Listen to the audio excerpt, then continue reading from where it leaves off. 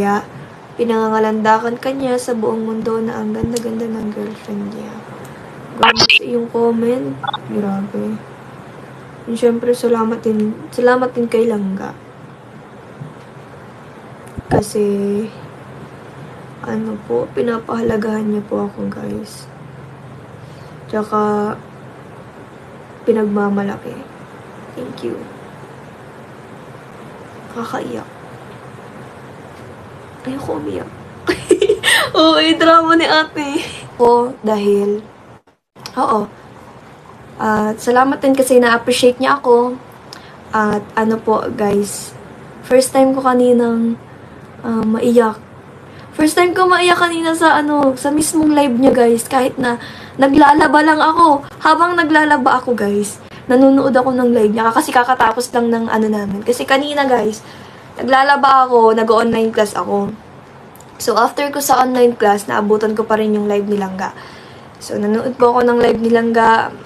Patapos na siya noon. Tapos, yun, guys.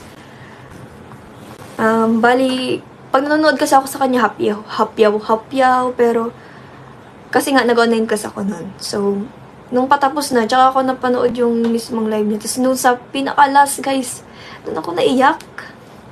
Ewan ko ba, bakit ako naiyak? Siguro na-touch lang ako kasi, pinagtanggol niya ako.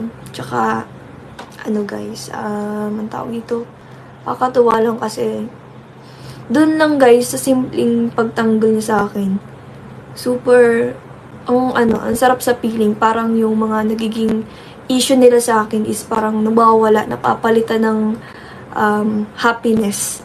Tsaka, alam niyo yun, nakaka-proud, nakaka-touch, ano pa ba, super di ko na-expect na gagawin nyo ni Langga.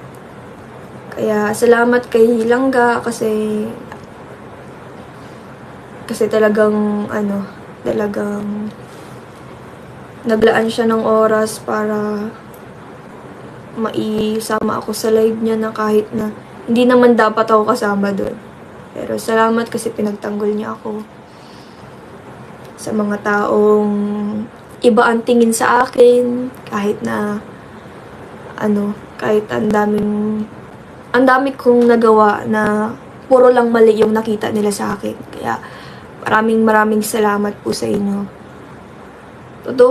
Totoo naman po yung yung pasasalamat ko. Hindi pa rin naman po nagbabago yun, guys. Super nagpapasalamat pa rin po ako.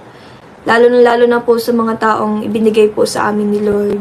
Kaya po, super thank you kasi hindi naman din po dahil sa kanila is hindi naman din po magiging ganito talaga yung buhay namin. Kaya, salamat pa rin po sa inyo pong tulong na ibinigay po sa amin. Na ngayon po, na ipinagpapatuloy ko pa rin po kung ano po yung nasimulan, guys. Pinagpapatuloy ko pa rin po yung ganito, guys. Nagsisipag po ako, kahit po nag-aaral ako, pinagsasabay ko lahat. Kahit na ang hirap, guys, sa totoo lang, super hirap. Pero dahil may pamilya po ako na mahal ako, natanggap ako kung sino ako, tsaka may boyfriend ako na mahal ako. Kaya, ayun, guys, hindi po ako sumusuko. Kaya patuloy pa rin po ako, guys, kahit super nakaka-drain na, super nakakapagod na, pero patuloy lang po. Kaya maraming salamat din po sa inyo kasi andyan kayo para i-appreciate po ako, mahalin po ako bilang tao, bilang isang anak din po ninyo, isang anak na babae, ganun. Kaya maraming salamat po sa pag-appreciate po sa akin. Thank you po.